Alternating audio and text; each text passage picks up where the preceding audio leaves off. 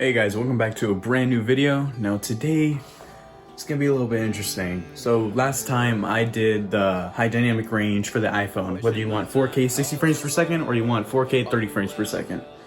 Now this video, we're gonna be doing something a little bit different. We're gonna be doing photos with the iPhone this time and using that higher dynamic range with HDR on and the image processing, you know, where Apple has a new thing now where it overlays two pictures that it took to make one good photo. Yeah, we're gonna be checking that out. So we're gonna be seeing it with it on and without it on. So let's get to it. All right guys, so I'm gonna be showing the first shot. It's just gonna be of me. It's gonna be a portrait shot of me. And I'm gonna be having the setting of the higher dynamic range off, and then we're gonna see it with the high dynamic range on. So yeah, let's see what they look like. So this is the first one. Wow. Okay, there's the one with it off. And this is the second one. I don't know the difference yet, but we're about to see in editing.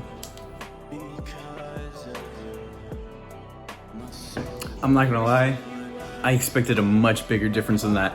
But I also don't know for sure if it's HDR. Like, you know, normally it has an HDR badge like on the side of the photo. It doesn't have it for either of them. So I'm guessing that's not HDR.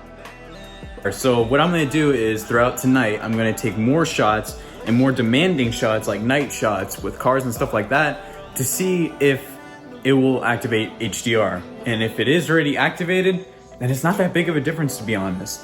But it might change, and also it might be different when editing the photo later, like in Lightroom. Other thing that I noticed in these shots is they're really saturated. Like, look at my shirt.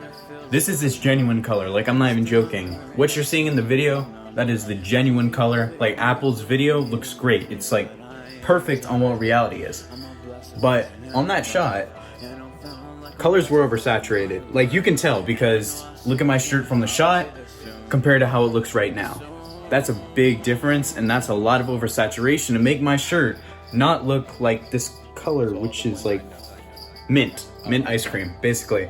Not make it this color, but to make it blue. So that's also really interesting. I wonder if there's a way to take that off so that it's actually like true color, but it might just be Apple software, you know, increasing stuff to make it look better. Probably increase sharpness and definition too. But surprisingly, there is barely any noise, and these are pretty dark shots. Like you can probably see noise right now, and I have the flash on the phone right now.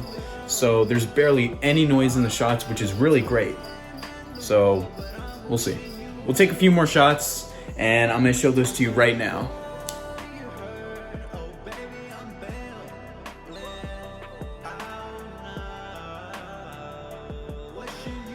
So this one, guys, was actually a little bit more different. So for the first shot, the first non-HDR shot, it was a little brighter than the HDR shot. And then for the second photo of the taxidermy thingamajig, whatever the animal is, bobcat. So the first one, it's a little bit more blurry than the second one. If you look, they're a little bit different. So it's very interesting. So I guess there's a bit of difference between non-HDR and HDR, which makes sense, obviously, because, you know, HDR is high dynamic range. So obviously there's gonna be some differences, but I expect this to come into play, especially in night shots. I might be uploading a second video doing not just night shots to see the difference between the high dynamic range and the high dynamic range. Jeez, I'm talking too fast, but yeah. So this ends this video. Make sure you guys are subscribed and like the video if you guys enjoyed, and I'll see you in the next one.